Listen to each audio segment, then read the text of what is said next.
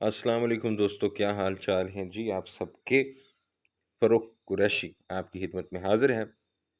दोस्तों, past papers को मैं सॉल्व कर रहा हूँ और चूंकि मेरे पास बहुत सारे पास्ट पेपर्स हैं और मेरे ख्याल में ये पास्ट पेपर्स के पेडागोजी के जो क्वेश्चंस हैं, यानी पास्ट पेपर्स के पेडागोजी के क्वेश्चंस, ये तकरीबन 250-300 या 300 से ज़्यादा हैं। मैंने गिने नहीं है, लेकिन 300 से ज़्यादा ही होंगे और ये बहुत अहम है।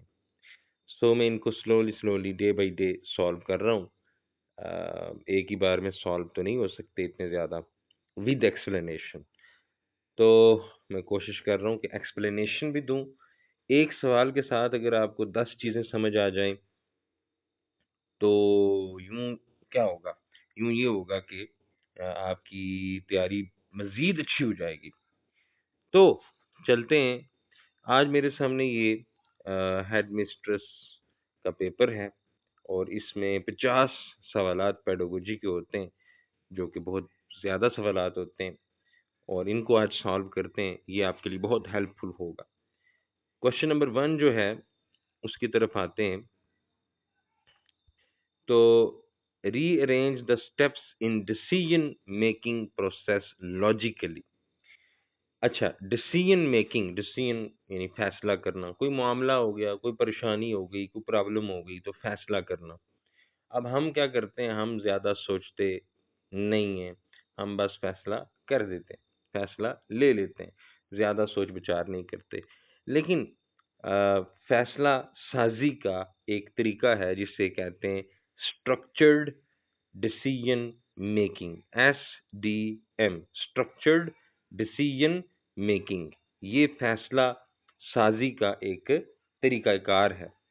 मरबूत तरीके से स्टेप बाय स्टेप फैसला करना। सो इसके स्टेप्स या मराहिल कौन से हैं? सबसे पहले आइडेंटिफिकेशन ऑफ प्रॉब्लम, यानी आपने प्रॉब्लम का जायज़ा लेना है, प्रॉब्लम की पहचान करनी है। फिर आइडेंटिफिकेशन ऑफ डिसीजन क्राइटेरिया, यानी वो कौन से उसूल हैं, वो कौन से ज़वाबित हैं, वो कौन से मयार हैं जिनके ऊपर आपने फैसला करना है। ठीक है? वो आपने उसूल, जैसे एक उसूल ये हो सकता है कि फैसला इंसाफ पर मबनी होना चाहिए, फैसले में गैर जानिबदार होना चाहिए। ये बस मैं मिसालें दे रहा हूँ, जनरल एग्जांपल्स। तो आइडेंटिफिकेशन ऑफ डिसीजन क्राइटेरिया, कि आपने किस क्राइटेरिया की बुनियाद पर फैसला करना है। आइन की बुनियाद पर करना है, कानून की बुनियाद पर करना है या गवाहों की बुनियाद पर क्राइटेरिया। ठीक है जी। फिर allocation of weights to criteria, तो किस क्राइटेरिया को आप ज़्यादा अहमियत देंगे। आपके सामने बहुत सारे क्राइटेरिया हैं कि आप इस झगड़े का फैसला अपनी मर्ज़ी से करें, एक क्राइटेरिया ये है। इस झगड़े का फैसला आप गवाहों की गवाही की मदद से करें, ये क्राइटेरिया है। तो बहुत से क्राइटेरिया आपके सामने होंगे, उनमें से आपने किस क्राइटेरिया को ज़्यादा अहमियत देनी है, ये तीसरा स्टेप है। फिर डेवलपमेंट ऑफ अल्टरनेटिव्स, अब आपने जो है बहुत सारे अल्टरनेटिव्स बनाने हैं कि इस मसले का हल ये हो सकता है, इस मसले का हल ये भी हो सकता है, इस मसले को हम ऐसे भी हल कर सकते हैं। यानी 3, 4, 5, 6 आपने फैसले करने हैं या मसले के 3, 4 हल आपने मुमकिना हल आपने ढूँढने हैं। ठीक है? फिर उनका जायज़ा लेना है, फिर उनका तज्ज़िया करना है। जो भी आपके पास अल्टरनेटिव होंगे, जो भी आपके पास रास्ते होंगे, जो भी आपके पास ऑप्शंस होंगी, उनका आपने जायज़ा लेना है। और सिलेक्शन ऑफ एन अल्टरनेटिव, फिर आपने उनमें से एक फैसले को, एक चॉइस को सिलेक्ट करना है। और आखिर में इम्प्लीमेंटेशन ऑफ अल्टरनेटिव, फिर आपने अपने फैसले को जो आपने सिलेक्ट किया है, उसे आपने इम्प्लीमेंट कर देना है, उसका इत्तलाक कर देना है और मसले को जड़ से ख़त्म कर देना है। सो ये जो कह रहे हैं कि रीअरेंज करें, तो ये सही सीक्वेंस है, इसे रीअरेंज करने की बिल्कुल भी ज़रूरत नहीं है। तो जवाब हुआ ए, बी, सी, डी, ई, एफ, जी, ये सही सीक्वेंस है। ठीक है जी? और इस तरीक़ाकार को मरबूत तरीके से स्टेप बाय स्टेप नज़्म व ज़ब्त के साथ फैसला करना, इसको एसडीएम या स्ट्रक्चर्ड डिसीजन मेकिंग कहते हैं। प्लानिंग, अच्छा अगला सवाल है, प्लानिंग, ऑर्गेनाइजिंग, डायरेक्टिंग, मनसूबा साजी करना, तंज़ीम, नज़्म व ज़ब्त कायम करना, और डायरेक्टिंग, हिदायत देना या किसी मामले को लेकर चलना, ये क्या है? ये फंक्शंस ऑफ मैनेजमेंट हैं। जो मैनेजमेंट है, मैनेजमेंट के ये 3 अहम फंक्शंस हैं, ठीक है जी? ये 3 अहम फंक्शंस हैं, मैनेजमेंट के अफ़आल हैं, मैनेजमेंट के काम हैं। जो मैनेजर होता है वो क्या करता है? वो प्लानिंग करता है, वो ऑर्गेनाइजिंग करता है और वो मामलात को डायरेक्ट करता है, हुक्म जारी करता है, चलाता है। सो ये फंक्शंस ऑफ मैनेजमेंट हैं, अफ़आल हैं मैनेजमेंट के 3, ठीक है जी? Motivation is related to, motivation का ताल्लुक है लीडिंग से। ये सवाल पिछले जो एसएसटी के पेपर्स मैंने सॉल्व किए हैं उनमें भी था, तो इसको मैं यहाँ एक्सप्लेन नहीं कर रहा, बस इतना बता रहा हूँ कि मोटिवेशन का ताल्लुक लीडिंग से है। जो लीडर होता है वो अपने फॉलोअर्स को मोटिवेट करता है ताकि वो उसके साथ चलते रहें।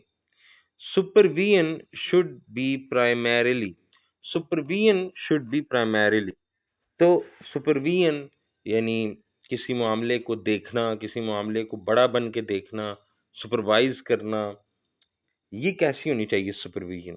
तो इसका सही जवाब है कंस्ट्रक्टिव एंड क्रिएटिव। सुपरविजन का मतलब ये होता है कि आप के नीचे जो लोग काम कर रहे हैं उनको आप गाइड करें, उनको आप फैसिलिटेट करें, उनकी आप मदद करें, उनको मोटिवेट करें, तो ताकि जो मकासद हैं वो हासिल हो सकें। सो कंस्ट्रक्टिव सुपरविजन होनी चाहिए, तामीरी होनी चाहिए, तनकीदी नहीं होनी चाहिए। ऐसी सुपरविजन ना हो जिसमें आप अपने मातहत को गाली गलौज कर रहे हैं, उसके हर छोटी गलती पे उसे जो है वो बेइज्जती ख्वारी उसकी कर रहे हैं, ऐसा नहीं। तो सुपरविजन कंस्ट्रक्टिव और क्रिएटिव, तामीरी और तख्लीकी होनी चाहिए। School budget includes, school budget में कौन-कौन सी चीज़ें आ जाती हैं? बहुत कॉमन सवाल हैं। स्कूल बजट में डेवलपमेंट एक्सपेंडिचर भी आ जाते हैं और नॉन डेवलपमेंट एक्सपेंडिचर भी आ जाते हैं। यानी तरक्याती अखराजात भी आ जाते हैं और गैर तरक्याती अखराजात भी आ जाते हैं। मतलब स्कूल में आपने कोई तामीरी काम करना है, कोई बिल्डिंग बनानी है, कोई एक्स्ट्रा कमरा बनाना है, तो वो अखराजात भी स्कूल बजट में आ जाएँगे। और उसके अलावा जो गैर तामीरी या गैर डेवलपमेंट फंड हैं, जैसे स्कूल में आपको दूसरी दूसरे अखराजात जिनमें आप मसलन आप कह सकते हैं कि स्कूल में आपने कोई रिफ्रेशमेंट करवानी है, कोई ये छोटा-मोटा इवेंट करवाना है, तो उसके लिए जो अखराजात आ जाते हैं, वो भी स्कूल बजट में आ जाएँगे, ठीक है? इसको ज़्यादा एक्सप्लेन करने की ज़रूरत नहीं है। अच्छा, अकॉर्डिंग टू जॉन डेवी के फ़लसफ़े के मुताबिक educational process has 2 sides. Educational process की 2 साइड्स कौन-सी हैं? जॉन डेवी के मुताबिक। डेवी कहता है, सॉरी ड्यूई कहते हैं या डेवी कहते हैं, आपकी अपनी मर्ज़ी, ठीक है जी। जॉन डेवी ये कहता है कि जो एजुकेशन है उसके 2 पहलू हैं। और एक है साइकोलॉजिकल, नफ्सियाती, यानी आपने बच्चों की नफ्सियाती तरबियत भी करनी है, ज़हनी तरबियत भी करनी है, अक़ली तरबियत भी करनी है, उन्हें सोचने वाला इंसान बनाना है, उन्हें प्रॉब्लम सॉल्विंग की जो है वो ज़हनी सलाहियत आपने देनी है। उसके अलावा सोशियोलॉजिकल, एजुकेशन का मकसद बच्चों को सोशली प्रिपेयर करना भी है, उन्हें एक अच्छा शहरी बनाना भी है, उन्हें एक मुआशरे का अच्छा फ़र्द बनाना भी है, ताकि वो मुआशरे को बेहतर बना सकें।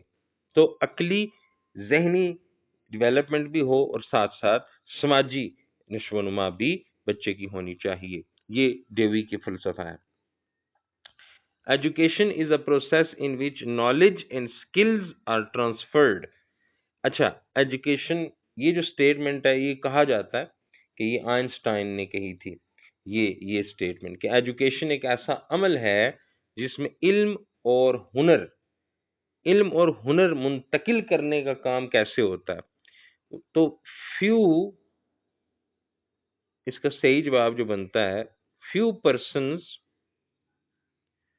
to a large number of people. few to many, जो असली लफ्ज है वो, यानी जो असली स्टेटमेंट है, जो रियल स्टेटमेंट है, वो इस तरह है: education is the process in which knowledge and skills are transferred from few to many. So generation का लफ्ज इस्तेमाल नहीं होता उसमें। फ्यू टू मेनी यानी चंद लोग होते हैं, चंद लोग होते हैं जो अपने इल्म में माहिर होते हैं, चंद लोग होते हैं जो अपने हुनर में माहिर होते हैं, और वो फिर आगे बहुत सारों को सिखाते हैं। उस्ताद हर कोई नहीं होता, सिखाने वाला हर कोई नहीं होता, इल्म को ट्रांसफर करने वाला हर कोई नहीं होता। सो ये एक स्टेटमेंट थी। तो एजुकेशनल साइकोलॉजी, एजुकेशनल साइकोलॉजी हमने बड़ी डिटेल में पढ़ी है अपने कोर्स में। तो एजुकेशनल साइकोलॉजी हमें बताती है, इसमें सबसे अहम चीज़ जो हम सीखते हैं वो ये सीखते हैं कि लर्निंग क्या है, लर्निंग का अमल कैसे मुमकिन होता है। एजुकेशनल साइकोलॉजी में सबसे अहम चीज़ लर्निंग थ्योरीज होती हैं। लर्निंग थ्योरीज क्या होती हैं? ये वो नज़रियात होते हैं, ये वो थ्योरीज होती हैं जो हमें एक्सप्लेन करती हैं, जो हमें बताती हैं कि बच्चे कैसे सीखते हैं। ये जो बच्चों के सीखने का अमल है, ये कैसे होता है, बच्चों की ज़हनी नशो-नुमा कैसे होती है, बच्चों की अक़ली नशो-नुमा कैसे होती है, बच्चों की समाजी नशो-नुमा कैसे होती है, बच्चों की जज़्बाती नशो-नुमा कैसे होती है। तो लर्नर यानी वो सीखने वालों की बात करती है, लर्निंग कैसे होती है, और लर्निंग जब आपको पता चल जाए कि लर्निंग कैसे होती है, तो आप टीचिंग के अमल को बेहतर बना सकते हैं। तो सही जवाब इसका ये है। ठीक है जी। तो अगर आप गौर करें ना, तो कोई मुश्किल नहीं है, यानी कि ये जो पेपर्स हैं, हेडमिस्ट्रेस का पेपर है, कोई टफ नहीं है, सिर्फ आपको कंसेप्ट होना चाहिए। ठीक है। The data which have already been collected by someone. अब ये वैसे ये बनाते हैं ना पेपर, तो अजीब ही बनाते हैं, विच हैव लिख दिया इन्होंने। The data which has already been collected by someone are called. आगे आगे आगे आर भी लिखा हुआ है, साहब लगाएं, जुमले में ही बेड़ा गर्क किया हुआ है, और भी गलतियां हैं इसमें। चलें, गलतियों पे हम बाद में बात करेंगे। तो वो कौन सा डेटा होता है जो पहले ही किसी ने कलेक्ट कर लिया है और आप उस डेटा को हासिल कर रहे हैं। तो वो डेटा जो पहले ही किसी रिसर्चर ने तहकीक करते हुए कलेक्ट कर लिया है, और अब आप उस डेटा को अपनी रिसर्च में यूज कर रहे हैं, तो वो सेकेंडरी डेटा है। आपके लिए वो क्या है? आपके लिए वो सेकेंडरी डेटा है। मतलब आप किसी मौजू पे रिसर्च करने लगे और उस मौजू पर एक खास किस्म का डेटा पहले से ही किसी बंदे ने कलेक्ट किया हुआ है अपनी रिसर्च में, तो आपके लिए वो डेटा क्या है? सेकेंडरी। ठीक है जी। तो मैं यहाँ एक्सप्लेन कर दूं। प्राइमरी डेटा वो होता है जो आप पहली बार हासिल करते हैं, डायरेक्ट हासिल करते हैं अपने अपने सैंपल से, अपने सब्जेक्ट से। आप जिस चीज़ के ऊपर रिसर्च कर रहे हैं, आप उससे डायरेक्ट जो डेटा लेंगे वो प्राइमरी डेटा कहलाएगा।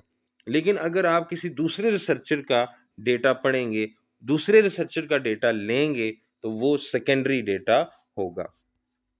तो ये इसकी हो गया जवाब। यानी क्या जवाब है? सेकेंडरी डेटा, जो पहले से ही किसी ने कलेक्ट किया हुआ है। क्लासिफाइंग स्टूडेंट्स, अच्छा, classifying students in a statistic course buy their gender. Students को उनकी जिन्स के लिहाज से क्लासिफाई करना, मेल फीमेल। ठीक है जी। तो स्टूडेंट्स को उनकी जिन्स के लिहाज से, जेंडर के लिहाज से क्लासिफाई करना। जिन्स क्या है? एक क्वालिटी है। ठीक है जी, ये आपने याद रखना है। जिन्स क्या है? क्वालिटी। ये क्वांटिटी तो नहीं है ना, जिन्स कोई मिकदार तो नहीं होती ना। हाँ, जिन्स एक क्वालिटी है, मर्द औरत। ठीक है जी, male female.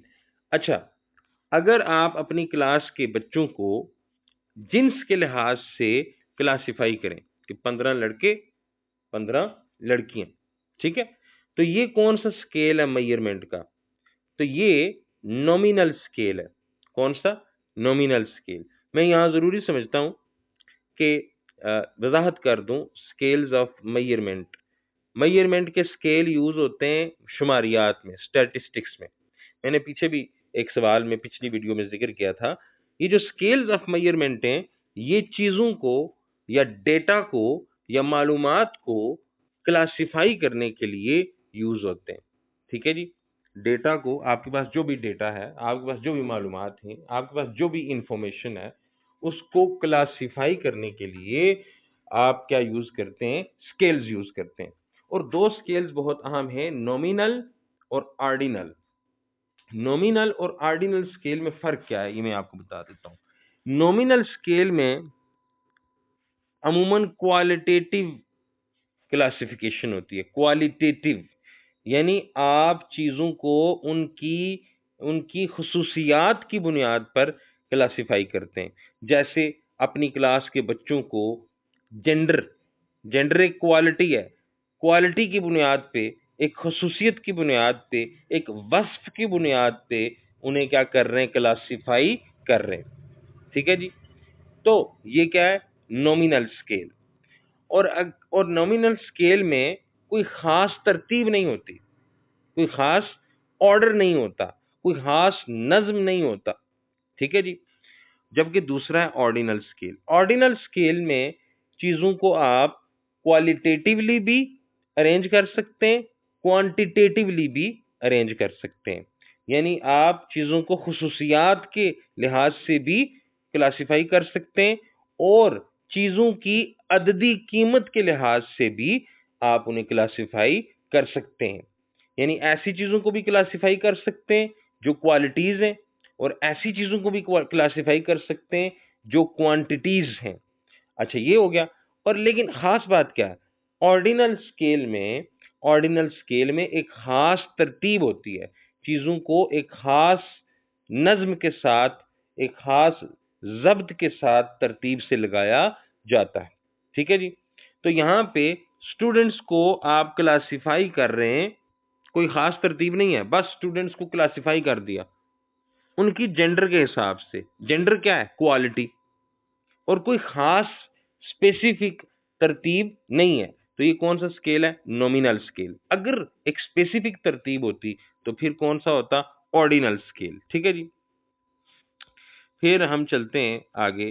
Curriculum means, curriculum का क्या मतलब है? तो आपने मेरे लेक्चर में देखा होगा, कोर्स के अंदर करिकुलम क्या है? स्कूल के अंदर जो भी सरगर्मी होगी, चाहे पढ़ाई से मुतल्लिक हो, चाहे सीखने सिखाने से मुतल्लिक हो, या थोड़ा बहुत गैर मुतल्लिक हो, जो भी एक्टिविटी स्कूल में होती है वो सारा कुछ करिकुलम में आ जाता है।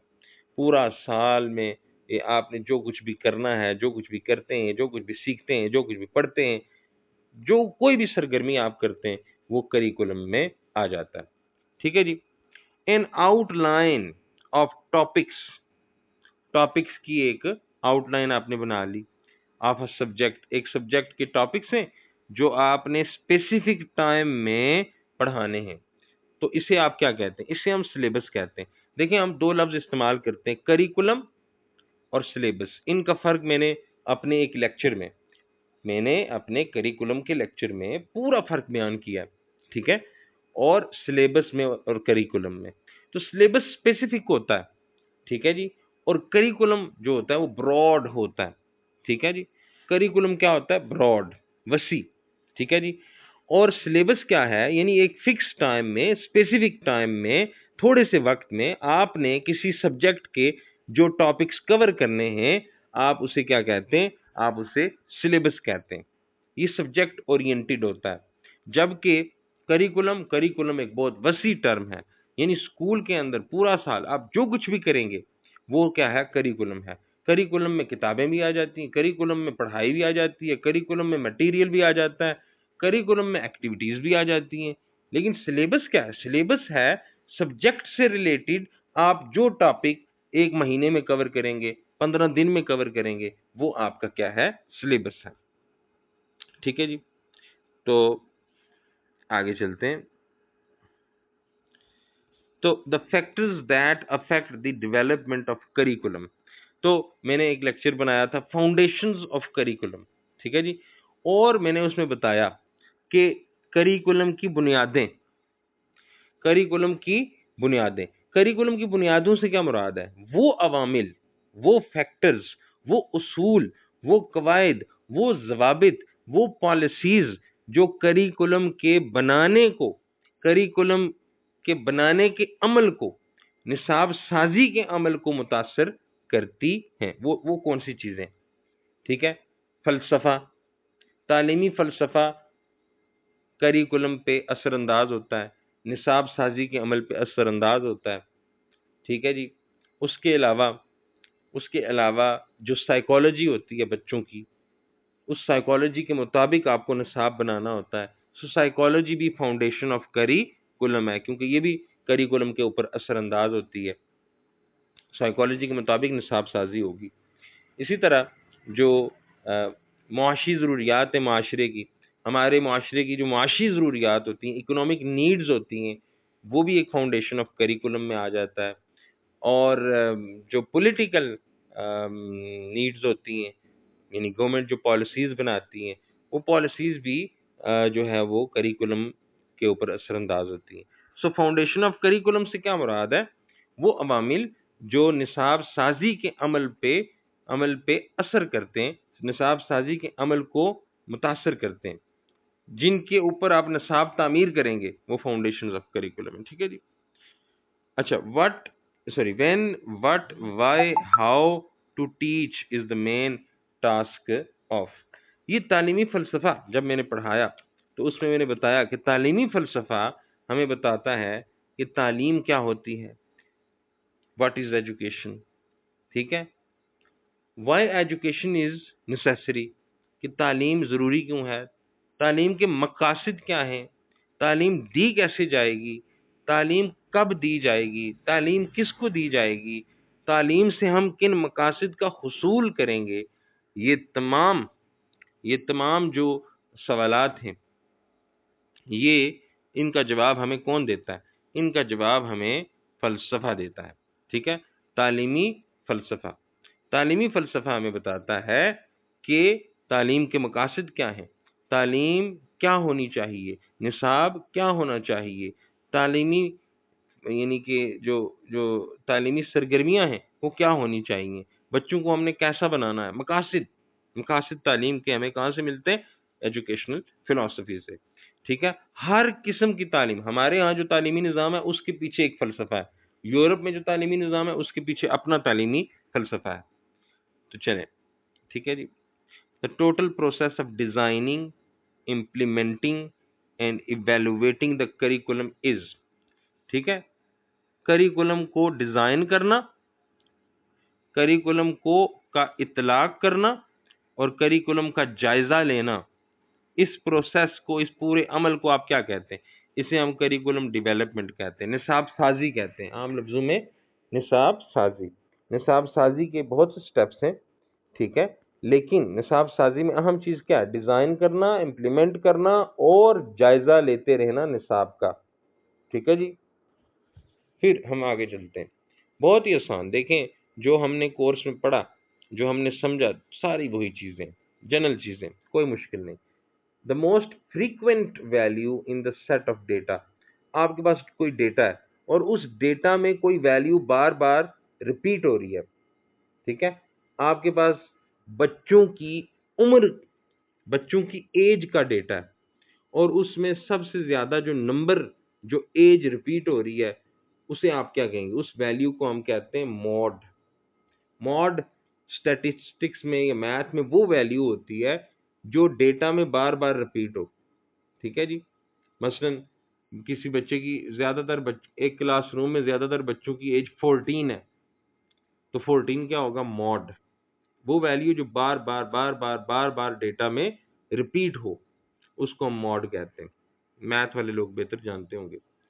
अ नेगेटिव कोरिलेशन, कोरिलेशन के बारे में पिछले लेक्चर में क्वेश्चन थे, तो मैंने वहां पे पूरी एक्सप्लेनेशन दी थी। दो क्वांटिटीज हैं, दो मिकदारें हैं, दो वेरिएबल्स हैं, ठीक है जी? उनमें कोरिलेशन, उनका आपसी ताल्लुक, उनका आपस में क्या ताल्लुक है? तो वो डायरेक्ट भी ताल्लुक हो सकता है और इनवर्स भी हो सकता है। दो चीजों में डायरेक्ट ताल्लुक हो सकता है। डायरेक्ट ताल्लुक का क्या मतलब है? एक चीज बढ़े, दूसरी भी बढ़े, एक चीज कम हो, दूसरी भी कम हो, ये डायरेक्ट रिलेशन है, कोरिलेशन है। और एक होता है इनवर्स कोरिलेशन। इनवर्स ये है कि एक चीज बढ़ेगी तो दूसरी कम होगी। जैसे फजूल खर्ची बढ़ेगी तो पैसे कम होते जाएंगे। एक चीज बढ़ी, दूसरी कम हो गई, ठीक है? या एक चीज कम हुई, दूसरी बढ़ गई। फजूल खर्ची कम हुई, पैसा बढ़ना शुरू हो गया, बचत बढ़नी शुरू हो गई। तो ये क्या है? ये नेगेटिव कोरिलेशन है। इसे हम क्या कहते हैं? नेगेटिव। इनवर्स में, इनवर्स कोरिलेशन को नेगेटिव कोरिलेशन कहते हैं और डायरेक्ट कोरिलेशन को पॉजिटिव कोरिलेशन कहते हैं। तो सही जवाब क्या है कि one variable increases and other variable decreases. जब एक चीज बढ़े और दूसरी घट जाए तो ये कौन सा कोरिलेशन है? ये कौन सा आपसी ताल्लुक है? नेगेटिव। ठीक है जी, चलें आगे बढ़ते हैं। मैं चाह रहा हूँ कि ज़्यादा से ज़्यादा क्वेश्चन हल हों और जो पिछले लेक्चर्स में मैंने सॉल्व किए, एक्सप्लेन किए, उन पे कमज़ोर लगे। What is the main purpose of literature review? हम रिसर्च में जब भी कोई टॉपिक सिलेक्ट कर लेते हैं तो उसके बाद जो स्टेप होता है वो लिटरेचर रिव्यू होता है। लिटरेचर रिव्यू क्या होता है कि भाई इस मौजू के बारे में जो हमने सिलेक्ट किया है रिसर्च के लिए मौजू, इस मौजू के बारे में पहले से क्या कुछ रिसर्च हो चुकी है, पहले से क्या कुछ तहकीक हो चुकी है, ये सबसे अहम मकसद होता है लिटरेचर को रिव्यू करने का।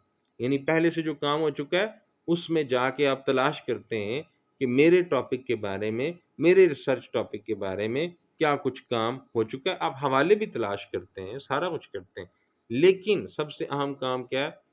ये देखना कि इससे पहले क्या कुछ हो चुका है काम। ठीक है जी। Which of the following provide solid foundation for theoretical framework? तो जब आप रिसर्च कर रहे हैं तो रिसर्च कर वर्क, यानी आपने कोई मौजू सिलेक्ट किया और मौजू, उस मौजू पे आप तहकीक कर रहे हैं, रिसर्च कर रहे हैं, तो रिसर्च के लिए आपको ठोस बुनियाद चाहिए। वो ठोस बुनियाद कहाँ से हासिल होगी? लिटरेचर रिव्यू से। लिटरेचर रिव्यू से आपको पता चलेगा कि जो बात मैं साबित करना चाहता हूँ इसके बारे में पहले से भी सबूत मौजूद हैं, पहले से भी शवाहिद मौजूद हैं। मैं जो तहकीक कर रहा हूँ, मैं जो बात कर रहा हूँ, उसकी बात के हक में बहुत से लोगों ने पहले भी तहकीक की है, पहले भी दलाइल दिए हैं। सो ठोस अगर शवाहिद आपको चाहिए तो फिर लिटरेचर रिव्यू से ही आपको वही शवाहिद मिलेंगे। ठीक है जी। मेरे हिसाब से तो ये सबसे यानी कि इजी क्वेश्चंस हैं ये हेडमास्टर्स के पेपर्स के। ठीक है जी। तो और यहाँ पे लिखा हुआ भी है थ्योरेटिकल फ्रेमवर्क, यानी जब आप कोई थ्योरी, कोई एक्सप्लेनेशन बना रहे हैं तो लिटरेचर रिव्यू सबसे बेस्ट ऑप्शन है ठोस बुनियाद फराहम करने के लिए। अच्छा, विच of the following is not a tool of data collection? Research के बहुत से टूल्स हैं। रिसर्च के टूल्स, रिसर्च के टूल से क्या मुराद है? यानी वो ज़राए, वो डिवाइसेस, वो आलात जिनकी मदद से आप अपने मौजू के मतलब डेटा कलेक्ट करते हैं, वो बहुत से। क्वेश्चनेयर भी है, मैंने अपने एक लेक्चर में पूरा एक्सप्लेन किया है। चेकलिस्ट भी है, इंटरव्यू भी है। ये क्वेश्चनेयर के जरिए आप डेटा कलेक्ट करते हैं, ठीक है? चेकलिस्ट और इंटरव्यू के जरिए भी आप क्या करते हैं? डेटा कलेक्ट करते हैं। जबकि हाइपोथेसिस नहीं है tool of data collection. Hypothesis जो है मफरूज़ा कायम करना, अंदाज़ा लगाना, किसी मसले के हल के लिए कोई अंदाज़ा कायम करना, ये डेटा हासिल करने का टूल नहीं है। ठीक है जी। तो आगे चलते हैं। द मेजर पर्पस ऑफ को करिकुलर एक्टिविटीज इज टू, को करिकुलर एक्टिविटीज का मेजर बुनियादी मकसद क्या होता है? तो बहुत से मकासद हो सकते हैं, लेकिन सबसे बड़ा मकसद क्या होता है? Help students achieve a well adjusted personality, बच्चों की एक हमागीर हमा जहत किस्म की शख्सियत साजी करना।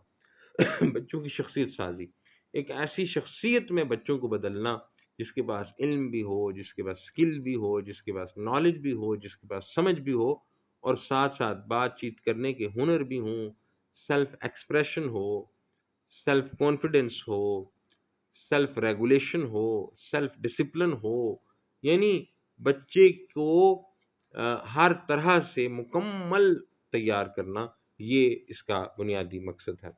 ठीक है जी, हम आगे चलते हैं। All the learning activities which are exposed during study are included in। ठीक है जी। तो अच्छा, एक मिनट। तो मेरा मोबाइल थोड़ा सा मसला कर रहा है, अभी इसका वो पॉइंटर नहीं चल रहा, तो पॉइंटर को एडजस्ट करने की कोशिश कर रहा हूँ कि एडजस्ट हो जाए। क्या हो गया है इससे?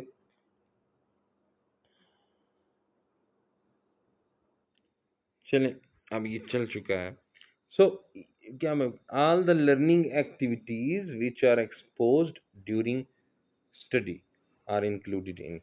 सो ये मॉडर्न टेक्निक ऑफ इंस्ट्रक्शन है कि स्लोली स्लोली वक्त के साथ साथ एक्टिविटीज, लर्निंग एक्टिविटीज को बच्चों के सामने एक्सपोज करना, अयां करना, जाहिर करना कि आज हम ये सीखेंगे, आज हम वो करेंगे, पहले से बच्चों को ना पता हो।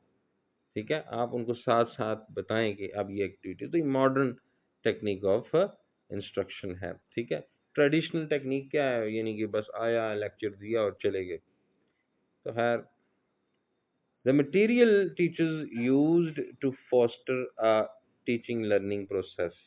ये जो टीचिंग और लर्निंग का प्रोसेस है, इसमें जो भी आप मटेरियल इस्तेमाल करते हैं बच्चों को पढ़ाने के लिए, सिखाने के लिए, लर्निंग के लिए, उसे हम क्या कहते हैं? Instructional material. ठीक है, instructional material. the the testing used to identify what a student knows and does not know is called। वो कौन सा टेस्ट है, वो कौन सी टेस्टिंग है, वो कौन सा मेजरमेंट का तरीका है, वो कौन सी असेसमेंट है जिससे हमें पता चलेगा कि एक बच्चा क्या जानता है और क्या नहीं जानता। ठीक है जी, तो ये डायग्नोस्टिक टेस्टिंग कहलाती है। डायग्नोज करना कि बच्चे का इल्म जो है, ये बच्चे की नॉलेज किस तरह की है वो, यानी कि क्या चीज़ें जानता है, कौन से पहलू जानता है और कौन से पहलू में वो कमज़ोर है। ये डायग्नोस्टिक टेस्टिंग है, इसे मैं कई बार एक्सप्लेन कर चुका हूँ पहले भी। तो which strongest is which correlation is strongest। Correlation से मतलब एक और सवाल आ गया। ठीक है जी, तो डायरेक्ट कोरिलेशन को हम क्या कहते हैं? मैंने अभी पीछे एक्सप्लेन किया।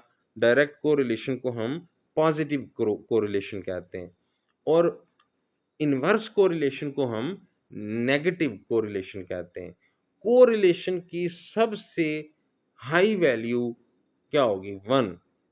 डायरेक्ट कोरिलेशन में सबसे स्ट्रॉन्गेस्ट वैल्यू +1 है, और इनवर्स कोरिलेशन में सबसे स्ट्रॉन्गेस्ट वैल्यू -1 है।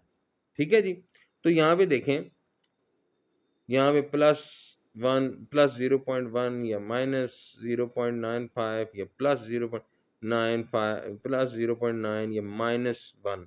तो मैंने बताया ना कि सबसे स्ट्रॉन्गेस्ट वैल्यू 1 है, चाहे डायरेक्ट हो चाहे इनवर्स हो। डायरेक्ट कोरिलेशन है तो +1 कहेंगे, इनवर्स कोरिलेशन है तो आप -1 कहेंगे। ठीक है जी, और सबसे वीक वैल्यू 0 होती है दोनों में। ठीक है जी। Questionnaire survey method is used to collect. अब ये जो क्वेश्चनेयर का तरीका होता है, सवालनामे का तरीका होता है, आप लोगों को जो सवालनामा मुहैया करते हैं। ठीक है जी, आप लोगों को जो सवालनामा मुहैया करते हैं, रिसर्च में एक क्वेश्चनेयर बना के लोगों को देते हैं, वो क्वेश्चनेयर लोग सॉल्व करते हैं, तो उससे आपको किस किस्म का डेटा हासिल होगा? उससे आपको अ, 2 तरह का डेटा हासिल हो सकता है। एक तो हो गया प्राइमरी डेटा, यानी आपने कुछ लोगों को सिलेक्ट किया सैंपल के तौर पर कि इन लोगों से मैं डेटा कलेक्ट करूंगा, इन लोगों के जवाबात से मुझे डेटा हासिल होगा। सो आप डायरेक्ट जब अपने सैंपल से डेटा कलेक्ट कर रहे हैं, तो ये प्राइमरी डेटा है। अपना डेटा, ज़ाती डेटा डायरेक्ट आप खुद जाके कैलकुलेट कर रहे हैं, प्राइमरी डेटा। और क्वेश्चनेयर के ज़रिए हम क्वांटिटेटिव डेटा भी, मिकदारी data, numerical based data collect कर सकते हैं, क्वालिटेटिव नहीं। ठीक है जी। तो प्राइमरी डेटा इसका सही जवाब है। ठीक है जी। और what is the mod of in the following number? ये नंबर दिए हुए 1 2 2 8 8 14। तो इसमें मॉड क्या है भाई? दो नंबर बार बार रिपीट हुए हैं, 2 2 8 8। तो ये दोनों क्या हैं? मॉड। मॉड क्या होता है? डेटा में, किसी भी डेटा में वो नंबर्स, वो वैल्यूज जो बार बार रिपीट हों, उनको हम मॉड कहते हैं। ये पहले भी मैं एक्सप्लेन कर चुका हूँ अभी पीछे। चलें जी। अच्छा, आगे चलते हैं। विच of the following is not an essential element of report writing? Report writing, report writing जो है उसका एलिमेंट कौन सा, इनमें से कौन सी चीज रिपोर्ट राइटिंग का एलिमेंट नहीं है? ठीक है। तो ये तीनों चीजें जो यहाँ मेंशन की गई है ना, रिसर्च मेथडोलॉजी, रेफरेंस हवाला और कंक्लूजन वगैरह, ये तीनों चीजें हिस्सा हैं रिपोर्ट राइटिंग का। और इसका सही जवाब जो यहाँ बन रहा है वो नन ऑफ दीज है। तो मैंने ये देखा है कि पीएससी के पर्चे में, ये जो एजे पीएससी का पर्चा है, इसमें ज्यादातर सवालात जो हैं उनकी चौथी ऑप्शन नन ऑफ दीज होती है, नन ऑफ दीज, जो कि गलत है। ठीक है। आइटम्स डेवलपमेंट, खास तौर पर एमसीक्यूज डेवलपमेंट में ये मयारी नहीं समझा जाता कि आप बार बार नन ऑफ दीज यूज करें। नहीं, ये मयारी नहीं समझा जाता, ये गैर मयारी समझा जाता है। इसके पीछे बहुत सारी रीजंस हैं, लेकिन मैं ये बता रहा हूँ कि गैर मयारी है। जो लोग आइटम डेवलपमेंट को अच्छी तरह से जानते हैं, टेस्ट डेवलपमेंट को अच्छी तरह से जानते हैं, एमसीक्यूज डेवलपमेंट को अच्छी तरह से जानते हैं, उन्हें पता है कि ये नहीं करना चाहिए। इसका मतलब है आपके पास ऑप्शन ही खत्म हो गए और आपने बस गैर म्यारी काम कर दिया, तो ये सही नहीं होता। खैर, नन ऑफ दीज, क्योंकि ये बाकी तीनों चीजें जो हैं, रिसर्च कैसे आपने करनी है, हवाले और कंक्लूजन, ये रिपोर्ट राइटिंग का लाजमी हिस्सा होते हैं। तो नन ऑफ दीज। चलें जी। The quality of cognitive development that involves custody of information over time. ठीक है जी। कोग्निटिव डेवलपमेंट का, कोग्निटिव डेवलपमेंट किसे कहते हैं? जहनी, अक्ली नशोनुमा, जहनी और अक्ली इर्तिका, इसे हम कहते हैं। और कस्टडी ऑफ इंफॉर्मेशन, वो कौन सी कोग्निटिव डेवलपमेंट है, वो कौन सी जहनी नशोनुमा है कि बंदा इस काबिल हो जाए कि वो इंफॉर्मेशन को लंबे अरसे तक महफूज कर ले अपने पास। इसको मेमोरी कहते हैं, याददाश्त कहते हैं। इंफॉर्मेशन को लंबे अरसे तक याद रखना, इंफॉर्मेशन को लंबे अरसे तक अपने पास रखना, क्या कहते हैं इसको? इसको हम मेमोरी कहते हैं। ठीक है जी। तो आगे चलते हैं, फिर काफ़ी सारी लंबी वीडियो होती जा रही है। खैर, completing a task with 80% accuracy is requirement for success. अच्छा, ये क्राइटेरिया है। देखें यहाँ क्या बयान हुआ है कि एक टास्क को 80% एक्यूरेसी के साथ मुकम्मल करना सक्सेस के लिए रिक्वायरमेंट है, सक्सेस के लिए ज़रूरी है। एक टास्क है, वो आपको दिया गया है, अगर आप 80% एक्यूरेसी के साथ उस टास्क को मुकम्मल करते हैं तो आप कामयाब होंगे। और अगर आप 80% एक्यूरेसी से उस टास्क को मुकम्मल नहीं करते तो आप नाकाम होंगे। ठीक है जी। सो 80% यहाँ पे क्या है? क्राइटेरिया। ठीक है जी। तो ये कौन सी असेसमेंट है, ये कौन सा टेस्ट है? Criterion referenced. ये एक ऐसा टेस्ट है, ये एक ऐसी असेसमेंट है जिसमें आप क्या करेंगे? आपने पहले से एक क्राइटेरिया बना लिया और बच्चे को चेक करेंगे, बच्चे की परफॉर्मेंस को चेक करेंगे अकॉर्डिंग टू दैट क्राइटेरिया। आप मुझे टास्क दे देते हैं और मेरी परफॉर्मेंस को 80% के साथ, 80% के क्राइटेरिया के साथ मैच करते हैं, ठीक है? और अगर मेरी परफॉर्मेंस 80% क्राइटेरिया से मैच हो गई तो मैं कामयाब हो जाऊंगा, नहीं तो मैं फेल हो जाऊंगा। ये होता है क्राइटेरियन रेफरेंस टेस्ट या क्राइटेरियन रेफरेंस्ड मेजरमेंट या क्राइटेरियन रेफरेंस्ड असेसमेंट, ठीक है जी। चलें, term growth denotes a net increase in, जो ग्रोथ है, ग्रोथ इन डेवलपमेंट, इस पे भी मैंने लेक्चर दिए, तकरीबन हर चीज पे मेरे लेक्चर्स मौजूद हैं, कोर्स में मैंने दिए हैं जो मैंने कोर्स स्टार्ट किया था। So growth and development, growth and development, ये मेरा टॉपिक था एक। तो ग्रोथ क्या है? ग्रोथ होता है इंक्रीज इन साइज, जिसामत में इजाफा, ठीक है? जिसामत में हाइट आ सकती है। हाइट क्या होती है? ऊंचाई। किसी बंदे की हाइट में इजाफा हो रहा है, एक बच्चे का कद बढ़ रहा है, यानी उसकी जिसामत बढ़ रही है, उसका साइज बढ़ रहा है, ठीक है? तो ये क्या है? ये ग्रोथ है, ठीक है जी। ये डेवलपमेंट हरगिज नहीं है। और या वेट बढ़ जाना, वजन बढ़ जाना, हुज्जम बढ़ जाना, जिसामत, हुज्जम, वॉल्यूम, साइज, ये चीजें बढ़ जाना, इसे हम ग्रोथ कहते हैं, ठीक है जी। और चलें, फिक्स्ड आइडियाज, लगे बंधे ख्यालात, और बाल पार्क मेजरमेंट। ये बाल पार्क मेजरमेंट क्या होता है?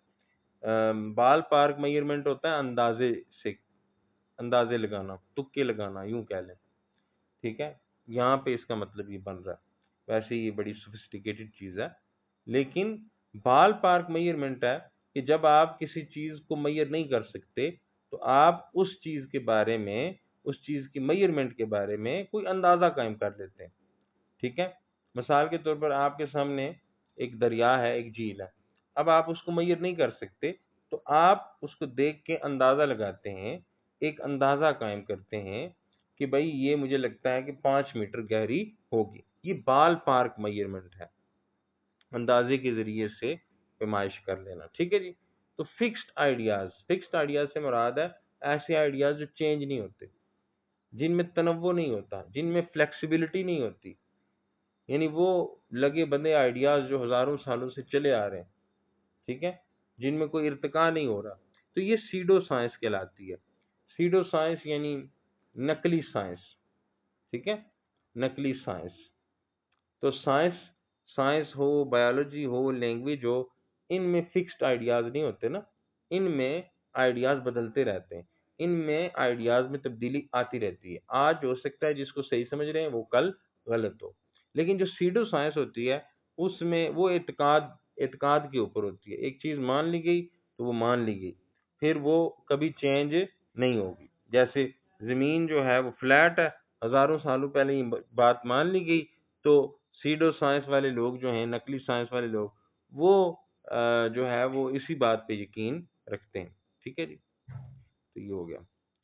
20 teachers working under supervision of one head teacher, तो ये मैं पिछले लेक्चर में डिटेल से एक्सप्लेन कर चुका हूँ कि ये फ्लैट सुपरविजन होती है, ये फ्लैट स्ट्रक्चर ऑफ ऑर्गेनाइजेशन होता है कि 20 टीचर डायरेक्टली रिस्पॉन्सिबल हैं, डायरेक्टली जवाबदेह हैं एक बंदे को, और एक बंदा सबको कंट्रोल कर रहा है, बीच में कोई levels of management, levels of supervision नहीं है, एक ही बंदा सारी पावर रखता है।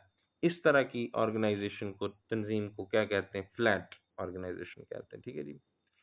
अच्छा, फिर एक अहम सवाल आ गया एडमिनिस्ट्रेशन वगैरह से, मैनेजमेंट वगैरह से, कि कम्प्रिहेंसिव टर्म वो कौन सी टर्म है जिसके अंदर बिल्डिंग, प्लेग्राउंड, खेल का मैदान, फर्नीचर, इक्विपमेंट, लाइब्रेरी, लेबोरेटरी, वो कौन सी टर्म है जिसमें ये सारी चीजें शामिल है?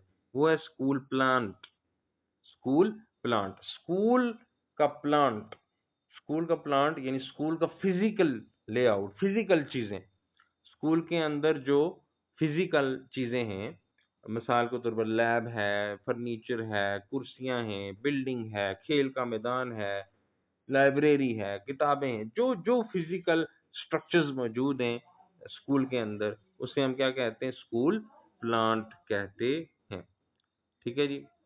Measurement is a process of quantifying the performance, किसी बच्चे की परफॉर्मेंस की मिकदारी पैमाइश, ठीक है? एक बच्चा है, उससे आप टेस्ट लेते हैं, ठीक है?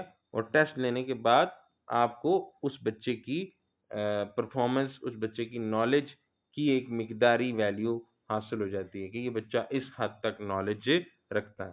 तो मेजरमेंट क्वांटिफाइंग प्रोसेस है, ठीक है? ये क्वांटिफाई यानी मेजरमेंट में क्या होता है, जो भी रिजल्ट आपको हासिल होता है वो अदद की सूरत में होता है, वो एक नंबर की सूरत में होता है कि ये बच्चा इतना 10 में से 7 पे है इसकी परफॉर्मेंस, 10 में से 8 पे है इसकी परफॉर्मेंस, क्वांटिफाइंग, ठीक है जी। और evaluation is the process of खाली जगह। इवैल्यूएशन क्या है? मेजरमेंट ये है कि बच्चे की मैंने बताया ना, बच्चे की परफॉर्मेंस को क्वांटिफाई करना, किसी बच्चे की परफॉर्मेंस को मिकदारी तौर पर मापना। और इवैल्यूएशन क्या है? किसी बच्चे के बारे में फैसला करना है, जजमेंट करनी है, ठीक है? असेस एक होती है असेसमेंट। असेसमेंट होता है बच्चे की परफॉर्मेंस से मतलब डेटा कलेक्ट करना, मालूमात हासिल करना। लेकिन अगर आपने बच्चे की कंडीशन के मुतालिक फैसला करना है, जैसे आपने बच्चे को पास करना है, फेल करना है, तो ये जजमेंट, ये फैसला आप लेना चाहते हैं, तो इसे हम इवैल्यूएशन कहते हैं। इवैल्यूएशन में हमेशा वैल्यू जजमेंट होती है कि भाई ये बच्चा कामयाब हुआ या नहीं हुआ। तो ये चीज़, अब मेरा गला भी बैठ गया, ठीक है जी।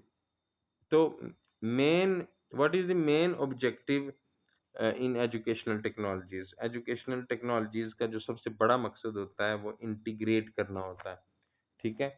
मुख्तलिफ टेक्नोलॉजीज को, मुख्तलिफ ज़राए को, मुख्तलिफ सब्जेक्ट्स को, मुख्तलिफ चीज़ों को आपस में इंटीग्रेट करके इस्तेमाल करना, इंटीग्रेट करके चलाना, ठीक है जी। इनमें से कौन सा कम्युनिकेटिव टूल नहीं है? तो मल्टीमीडिया इंसाइक्लोपीडिया। इंसाइक्लोपीडिया कोई कम्युनिकेटिव राब्ते का तरीका तो नहीं है ना? इंसाइक्लोपीडिया से आप नॉलेज लेते हैं, इंफॉर्मेशन लेते हैं, इल्म लेते हैं, उसके ज़रिए आप कम्युनिकेट तो नहीं ना करते लोगों से, ठीक है जी। तो इनमें से कौन-सा तरीका है जो computer based instructional materials can be used? अच्छा, नए कॉन्सेप्ट सीखने के लिए वो कौन-सा तरीका है जिसमें कंप्यूटर इस्तेमाल होता है? तो वो सिमुलेशंस हैं। सिमुलेशंस जो हैं, उसमें कंप्यूटर इस्तेमाल होता है। एक एक बहुत ही पेचीदा कॉन्सेप्ट है, वो बच्चों को समझ नहीं आ रहा, तो आप कंप्यूटर के ऊपर बनी बनाई सिमुलेशन, नकल, सिमुलेशन को हम कहते हैं नकल या नकली प्रोसेस करके बच्चों को दिखा देते हैं कार्टून की शक्ल में, एक वीडियो की शक्ल में वो प्रोसेस हो रहा है और बच्चे उसको देख रहे हैं। प्रोसेस की नकल बना लेना, किसी अमल की, किसी काम की नकल बना लेना, इसे हम सिमुलेशन कहते हैं। तो सिमुलेशन जो पेचीदा स्टेप होते हैं, मसलन गुर्दे में पथरी कैसे बनती है, अब ये बच्चे को आप कैसे दिखाएँगे? तो आप एक सिमुलेशन, गुर्दे में पथरी बनने की नकल कंप्यूटर के ऊपर तैयार करेंगे और वो नकल आप बच्चे को दिखा देंगे, सिमुलेशंस, ठीक है जी। तो मैं उम्मीद करता हूँ कि मैं यहाँ इस पे इसको रोक रहा हूँ और तकरीबन मेरे ख्याल से 39 क्वेश्चन मैंने आज सॉल्व किए हैं इस वीडियो में, हेडमास्टर्स और हेडमिस्ट्रेस के पेपर में से। तो गला भी मेरा सूख गया है अब, और कल इंशाल्लाह मज़ीद एक वीडियो मैं बनाऊँगा, और अभी बहुत रहते हैं। तो इनमें से अगर आप गुज़र गए तो मुझे यकीन है पेडागोजी आपके लिए मसला नहीं रहेगी। बहुत शुक्रिया आप सबका। अपनी राय, अपना फ़ीडबैक अगर देना चाहें तो आप दे सकते हैं, और बहुत शुक्रिया आप